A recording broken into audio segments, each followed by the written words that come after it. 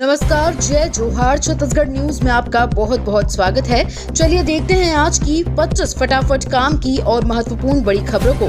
पर इससे पहले आप वीडियो को कहां से देख रही हैं, कमेंट में बताना बिल्कुल ना भूलें। फिर से भरा जाएगा महतारी वंदन योजना का फॉर्म, इन महिलाओं का कट सकता है नाम। महतारी वंदन योजना से जुड़ी एक बड़ी अपडेट सामने आ रही है। बताया जा रहा है कि योजना में जिन महिलाओं का नाम अब तक नहीं जुड़ पाया है, उन्हें फॉर्म भरने का दोबारा मौका मिलेगा। बस्तर जिले में इस वक्त 1,90,000 महिलाओं को योजना का लाभ मिल रहा है, लेकिन ऐसी महिलाओं की संख्या में बहुतायत में है। सरकार अब तक योजना के तहत 9 किश्त में महिलाओं के खाते में 9,000 रुपए डाल चुकी है। इस बीच महिला एवं बाल विकास मंत्री ने ये कंफर्म कर दिया है कि जल्द ही महतारी वंदन योजना के फॉर्म फिर से भरे जाएंगे। छत्तीसगढ़ में साकार हो रहा बेहतर स्कूल का सपना, पीएमश्री योजना से हासिल हो रहे लक्ष्य। छत्तीसगढ़ के मुख्यमंत्री विष्णुदेव साय प्रदेश के विकास के लिए लगातार काम कर रहे हैं। सीएम विष्णुदेव साय का कहना है कि प्रदेश का भविष्य उसके बच्चे और छात्र हैं, इसलिए उनके विकास के बिना प्रदेश का होना मुमकिन नहीं है। राज्य में शिक्षा व्यवस्था को बेहतर बनाने से विष्णुदेव साय के मार्गदर्शन में तेजी से विकास का काम किया जा रहा है। इसी तहत प्रदेश में पीएमश्री योजना का सफल के साथ काम हो रहा है। असलापुर, अंबिकापुर, उमरिया स्टेशनों पर जल्द खुलेगा food plaza.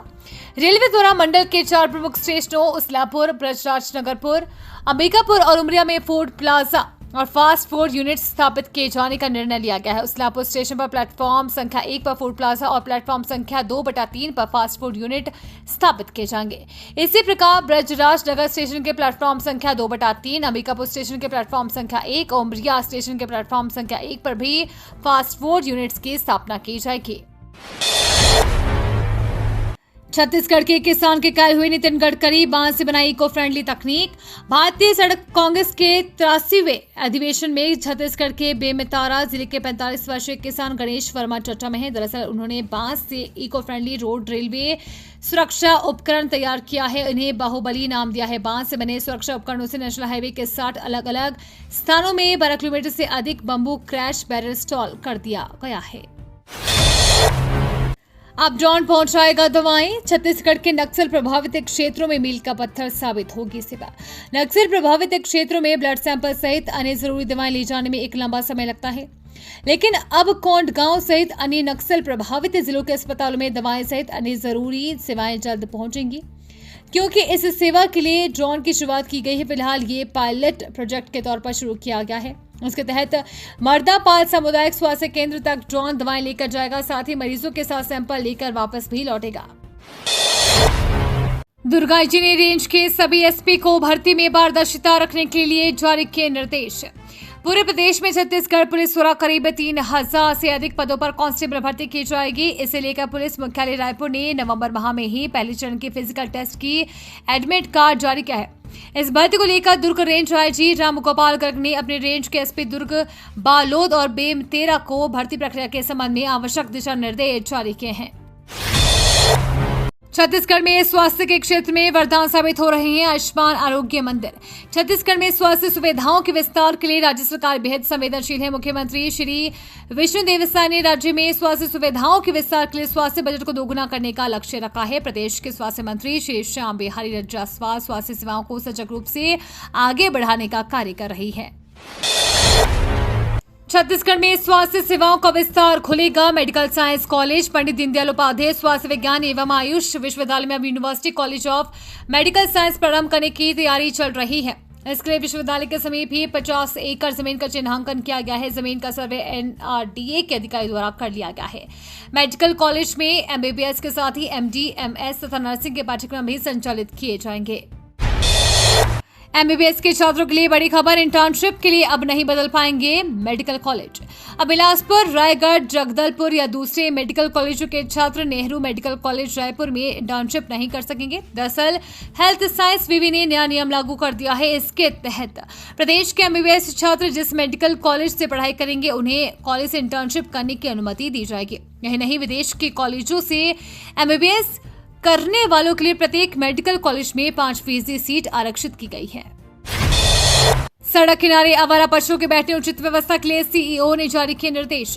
Collector Richa Prakash Chaudhary के निर्देशानुसार जिला पंचायत सीईओ बजरंग कुमार दुबे ने जिला पंचायत सभाकक्ष में अधिकारियों की बैठक लेकर संबंधित विभागों को निर्देश जारी किए। बैठक में सड़क किनारे आवारा पशुओं के बैठने, गौशाला एवं शासकीय भूमि के समतलीकरण हेतु 16 ग्राम पंचायत का चयन किया गया है। दुर्ग ब्लॉक में ग्राम पंचायत ननकटी, जेवरा, चंदखोरी, कोल्हापुरी, खपरी, धमधा ब्लॉक में मुरमुदा, मुरा, नंदनी, खुंदनी, पथरिया, कोड़िया, लिठिया, बरहारपुर और पाटन ब्लॉक में महुदा, किकिरमेटा, मर्रा, केसरा की ग्राम पंचायतों में आवारा पशुओं को रखने की समुचित व्यवस्था की जाएगी। छत्तीसगढ़ के जशपुर में जनजातीय गौरव दिवस पर 13 नवंबर को पदयात्रा करेंगे केंद्रीय मंत्री मंडाविया। केंद्रीय युवा कार्यक्रम और खेल तथा श्रम एवं रोजगार मंत्री डॉक्टर मनसुख मंडाविया 13 नवंबर 2024 को छत्तीसगढ़ के जशपुर में जनजातीय गौरव दिवस पर माई भारत यूथ वॉलंटियर्स के साथ पदयात्रा करेंगे।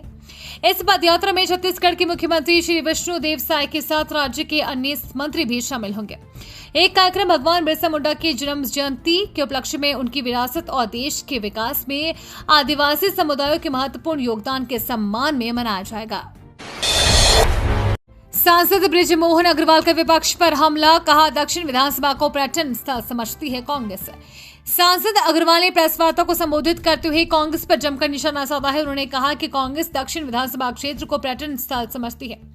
सांसद बृजमोहन अग्रवाल ने कहा कि चुनाव के समय कांग्रेस दक्षिण विधानसभा घूमने आती है। कांग्रेस इसे पर्यटन स्थल समझती है। चुनाव के बाद उनका कोई ठिकाना नहीं होता है।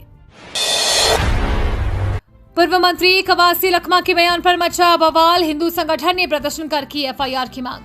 छत्तीसगढ़ में संत राजीव लोचन महाराज के बयान पर पूर्व मंत्री एवं विधायक कवासी लखमा की टिप्पणी को लेकर बवाल खड़ा हो गया। विधायक लखमा के विवादित बयान को लेकर विश्व हिंदू परिषद और बजरंग दल के कार्यकर्ताओं ने सिविल लाइन थाने पहुंचकर जमकर विरोध प्रदर्शन किया। कार्यकर्ताओं ने कवासी लखमा के खिलाफ हिंदू विरोधी के नारे भी लगाए और एफआईआर दर्ज करने की मांग को लेकर पुलिस ने ज्ञापन सौंपा। प्रदर्शनकारियों ने ज्ञापन सौंपने के बाद तत्काल एफआईआर की मांग रख सभी कार्यकर्ता थाना परिसर में बैठकर हनुमान चालीसा पढ़ने लगे। बघेल ने बीजेपी पर साधा निशाना, बोले धान नहीं खरीदना चाहती है सरकार, केंद्र में कोई तैयारियां नहीं। छत्तीसगढ़ के पूर्व सीएम भूपेश बघेल ने कहा कि धान खरीदी न करने पड़ी, इसकी साजिश हो रही है। रायपुर में उन्होंने कई दावे करते हुए कहा कि सरकार नहीं चाहती तो कि किसान धान खरीदे। कुछ ऐसी नीतियां बनाई गई है जिसमें टनों टन धान सड़ेगा, किसानों को बड़ा नुकसान होगा। भूपेश बघेल ने कहा कि इस बार 160 लाख मीट्रिक टन धान खरीदी का लक्ष्य है। बाघ की धमक से दहशत में ग्रामीण, जंगल में जाना किया बंद। बलरामपुर जिले के वाड्रफनगर वन क्षेत्र में इन दोनों बाघ की धमक से ग्रामीणों में दहशत का माहौल है। बाघ अब तक किसान के एक बैल को मारने और एक बैल को बुरी तरह से घायल करने के साथ एक ग्रामीण पर हमला भी कर चुका है। आलम यह है कि बाघ की दहशत से लोगों ने जंगल में जाना बंद कर दिया है, यहाँ तक कि मवेशियों को भी जंगल में नहीं छोड़ रहे हैं। बता दें कि क्षेत्र में बाघ के पैरों के निशान देखकर माहौल में संशय बना हुआ था, लेकिन वन विभाग के फुटप्रिंट ट्रेस कर इस बात की पुष्टि कर दी गई है कि जंगल में मौजूद बाघ इधर उधर विचरण कर रहा है। कुपोषण रोकथाम के लिए आंगनबाड़ी कार्यकर्ताओं को दिए आवश्यक निर्देश। पंचायत एवं ग्रामीण विकास विभाग के प्रमुख सचिव निहारिका बारिक सिंह ने नारायणपुर जिले के अबूझमाड़ क्षेत्र के कई गांवों का दौरा कर विकास एवं निर्माण कार्य का जायजा लिया। प्रमुख सचिव ने ईरक भट्टी, मसपुर, सोनपुर और डोंडरी बेड़ा के ग्रामीणों से रूबरू चर्चा कर सरकारी योजनाओं के क्रियान्वयन और ग्रामीणों को मिल रहे लाभ के बारे में जानकारी ली। इस दौरान मनरेगा आयुक्त श्री रजत बंसल, नारायणपुर कलेक्टर विपिन मांझी, पुलिस अधीक्षक प्रभात कुमार सहित अन्य जिला स्तरीय अधिकारी उपस्थित रहे। 4 माह में 37 मामलों में 250 बैंक अकाउंट से 400 करोड़ का फ्रॉड, अब तक 28 आरोपी गिरफ्तार। छत्तीसगढ़ के रायपुर रेंज साइबर पुलिस थाना ने बीते 4 माह में साइबर फ्रॉड के मामलों में 28 आरोपियों को गिरफ्तार किया है। गिरफ्तार आरोपियों के खिलाफ भारत के 30 राज्यों केंद्र शासित प्रदेश के थानों साइबर सेल में 7900 अधिक रिपोर्ट दर्ज के साथ ही 1500 से अधिक सिम, 250 मोबाइल ब्लॉक करवाया गया है। छत्तीसगढ़ में बाघ को दिया जहर, पोस्टमार्टम में सामने आया सच, वन विभाग ने शुरू की जांच। छत्तीसगढ़ के कोरिया जिले के बैंकुटपुर क्षेत्र में एक बाघ की संदिग्ध मौत के मामले में वन विभाग ने जहर को कारण बताया है। कोरिया वन मंडल और गुरु घासीदास राष्ट्रीय उद्यान की संयुक्त टीम ने मामले की जांच की। जिसमें मृत बाघ के शरीर पर कोई अंग भंग नहीं पाया गया और सभी अंग जैसे खाल, नाखून और दांत सुरक्षित मिले। हालांकि बाघ की मौत के संभावित कारणों की जांच अभी भी जारी है। प्रदेश में ठंड की हुई शुरुआत, राजधानी में हल्के कोहरे से गुलाबी ठंड का एहसास। मौसम विभाग ने बताया कि आगामी 3 दिनों तक शुष्क हवा चलने की वजह से न्यूनतम तापमान में कोई खास बदलाव नहीं होगा। रायपुर में आकाश मुख्यतः साफ रहने की संभावना है और अधिकतम तापमान 32 डिग्री सेल्सियस जबकि न्यूनतम तापमान 20 डिग्री सेल्सियस तक रहने का अनुमान है। प्रदेश में 15 नवंबर के बाद से ठंड बढ़ने की संभावना जताई है। मौसम विज्ञानियों के अनुसार छत्तीसगढ़ में इस समय ठंडी उत्तरी हवाओं का आना शुरू नहीं हुआ है और मौसम वर्तमान में शुष्क बना हुआ है। पीएमसी स्कूल में होंगे अब musical band, robotics, artificial intelligence पढ़ने की मिलेगी सुविधा।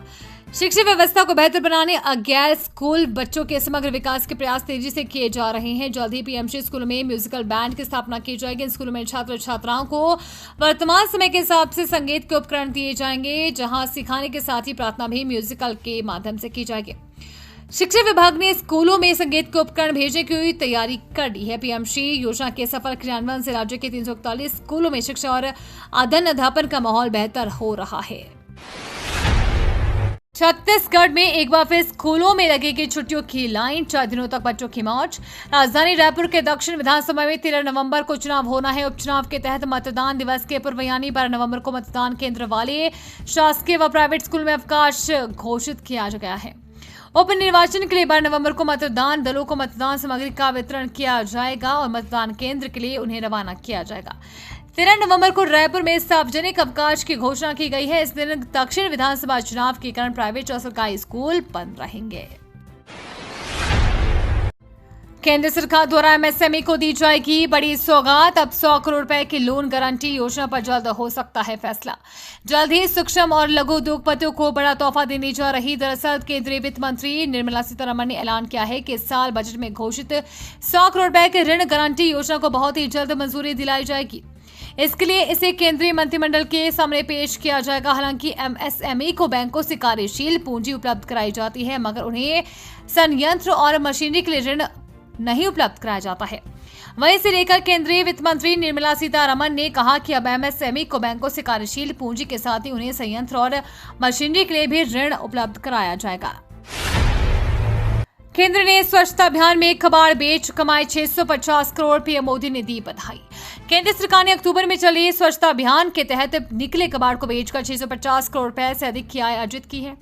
केंद्रीय मंत्री जितेंद्र सिंह ने बताया कि प्रधानमंत्री नरेंद्र मोदी ने इस संबंध में एक्स पर बधाई देते हुए कहा कि प्रभावशाली प्रबंधन और त्वरित कार्रवाई पर ध्यान केंद्रित करके अभूतपूर्व सफलता हासिल हुई है।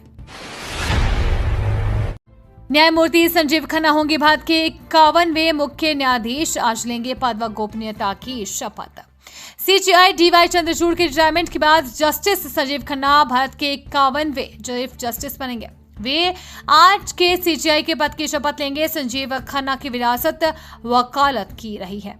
उनके पिता देवराज खन्ना दिल्ली हाई कोर्ट के जज रहे हैं, वहीं चाचा हंसराज खन्ना सुप्रीम कोर्ट के मशहूर जज थे। आईसीसी ने लाहौर में होने वाला बड़ा इवेंट किया रद्द। पाकिस्तान में अगले साल होने वाले आईसीसी चैंपियंस ट्रॉफी को लेकर विवाद जारी है। रिपोर्ट्स के अनुसार आईसीसी ने 11 नवंबर को लाहौर में एक कार्यक्रम में चैंपियंस ट्रॉफी का शेड्यूल जारी करने की घोषणा की थी। अब एक कार्यक्रम रद्द कर दिया गया है। बीसीसीआई ने आईसीसी को इस बात की जानकारी दी है कि वे चैंपियंस ट्रॉफी के लिए भारत को पाकिस्तान नहीं भेजेंगे। ये तो थी आज की बड़ी खबरें। अगर आपको न्यूज पसंद आई हो तो वीडियो को लाइक और शेयर करना बिल्कुल ना भूलें। धन्यवाद।